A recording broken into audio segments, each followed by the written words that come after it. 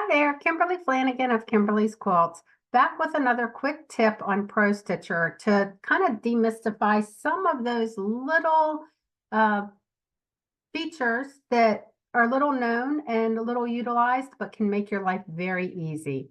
Have you ever wondered what the difference was of pulling in your designs aligned to crosshairs versus aligned point to point?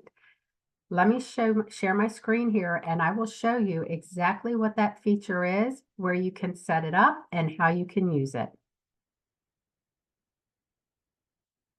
You will see here on my Pro Stitcher screen that if I were to come all the way over here to the right where there's this little wheel cog icon, if I select that and then I come to the advanced features, and I select that under the general options in the lower right hand corner on my right sidebar, I have two options here. You will see over on the right here that I have two options in the bottom right hand corner of my right sidebar. One says load start point at crosshairs, and the second option here says load point to point. What is the difference and why would I use those? Let's start with the load start point at crosshairs. If we come over here to my file design and you see my green crosshairs here, if I pulled in multiple designs, and we're just going to start in the blocks, and if I pulled in block 12, and then I go back in and I pull in another design, say I pull in block 10, you will see that they loaded on top of each other with their start points aligned at exactly where my crosshairs are. Because I did not move my crosshairs, I can now stack multiple designs on top of each other to create new designs.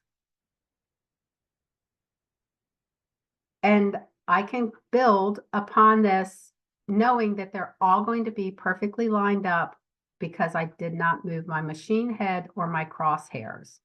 So it becomes very handy when you want to combine designs and create new designs from existing designs that are in your Pro Stitcher library. I find that this is very handy when you want to expand your design options in a very quick and easy format. So if I clear all of this, what happens if I now go in and I want to pull in a bunch of designs, start point to end point, to make a new design? What if I were to come in here and I pull in my apple blossom leaves, and then I come in here and I pull in my little butterflies right next to it? You will see that this is not an appealing effect and that you now have your flower on top of your apple blossom leaves. This is not the desired effect, and it's not exactly the end product that we would want that would be useful. However, if I undo that last one, I come in here and under the wheel icon, cog icon, I then change this to load point to point. You will see that now when I go in and I open this next design, regardless of my crosshairs being here, it's going to load it attached to this endpoint. So now if I go in and I bring in my little flower design, now they have aligned in such a way that this one lines up behind that one.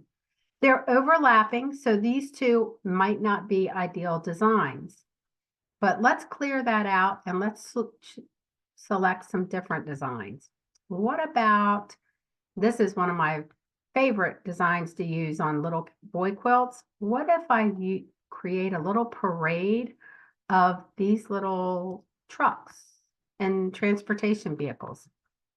I'm going to come in here and I got my cement truck, and then I'm going to get my dump truck, And then I'm going to come in here and I'm going to maybe add the fire truck to it.